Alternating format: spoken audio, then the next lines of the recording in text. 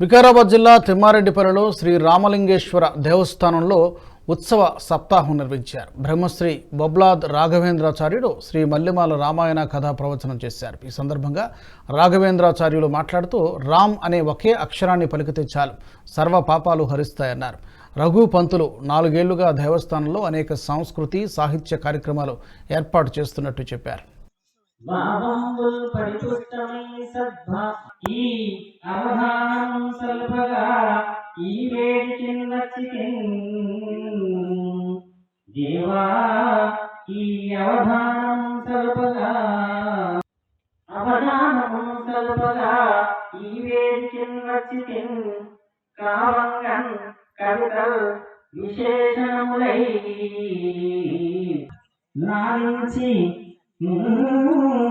రమ్మయ్య తుదిదారం తొలక నాలించి అజ్ఞానము. ఈరోజు ముందున్నటువంటి వారు మరి మహా నిజంగా చెప్పాలంటే ఒక మామూలు కుటుంబంలో పుట్టి మా గురుదేవులు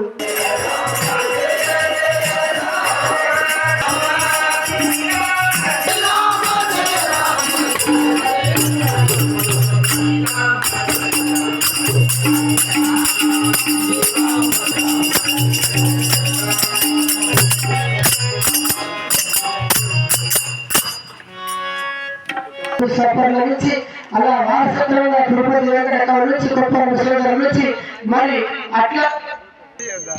అట్లాగే దర్గపాటి గారు మాధవ నాగపడి శర్మ గారు మరి ఎంతో మంది మహాదేవ్ మంది ఇటు అఖిలాండ కోటి బ్రహ్మాండ నాయకుడు అయినటువంటి శ్రీరామచంద్రమూర్తి పాదపద్మాలకు నమస్కరిస్తూ ఈ మా నవాబ్పేట గ్రామం ఇది వికారాబాద్ జిల్లా. ఇది నవాబ్పేట గ్రామ సమీప మా వ్యవసాయ క్షేత్రం. నా పేరు బొబ్లాద్ రాఘవేంద్రాచార్యులు. ఈ క్షేత్రంలో శ్రీ రామలింగేశ్వర స్వామి దేవస్థానం నిర్మాణంలో ఉన్నది. నిర్మాణ కార్యక్రమం కూడా జరుగుతూ ఉన్నది.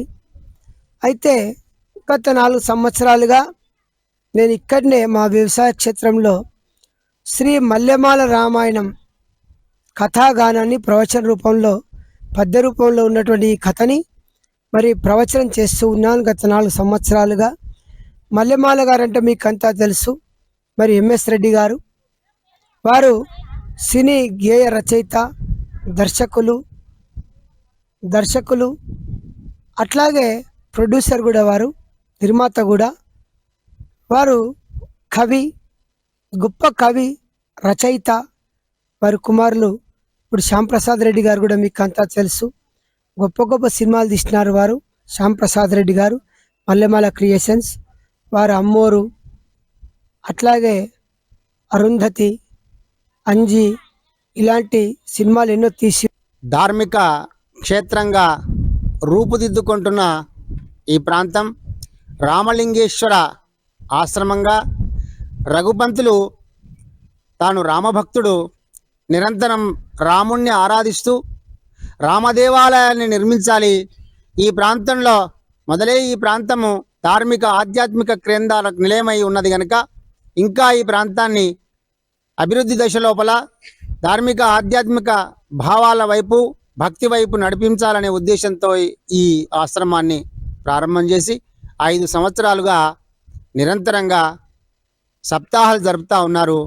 అందులో భాగంగా ఈ సంవత్సరం నిన్న ప్రముఖ కవుల చేత ధార్మిక ఉపన్యాసాలు జరిగాయి.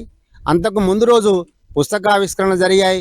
ఈ రోజు నుండి 3 రోజులు తెలుగు భాషలో మకుటాయమానమైనటువంటి ప్రక్రియ అవధాన ప్రక్రియ. ఈ అవధాన ప్రక్రియ ఒక తెలుగుకు మాత్రమే ఉన్నది. ఈ అవధాన ప్రక్రియను మాడుగుల నాగపని శర్మ సహస్రావధాని గారు యావత్ ప్రపంచానికి తెలుగు వైభవాన్ని అందించి అవధాన కళను పరిచయం చేశారు. ఆ అద్భుతమైనటువంటి ఈ కళ ఏదైతే ఉందో మారుమూల గ్రామంలో ప్రతి మనిషి హృదయంలో తెలుగు యొక్క మరి తీపిదనాన్ని అందించాలని చెప్పేసి మా రఘుపంతులు 3 రోజులుగా ఈ అవధానాన్ని ఏర్పాటు చేయడం జరిగింది. ఈ వీడియో మీకు నచ్చినట్టయితే లైక్ చేయండి, 10 మందికి షేర్ చేయండి. అలాగే కామెంట్ల రూపంలో మీ అభిప్రాయాలను మాతో పంచుకోండి. Nationalist hub group of channels ను సబ్స్క్రైబ్ చేసుకుని తెలుగునాట జాతీయవాద జర్నలిజాన్ని ప్రోత్సహించండి. ఈ వీడియో కింద ఉన్న బెల్ ఐకాన్ పై క్లిక్ చేయడం మర్చిపోవద్దు.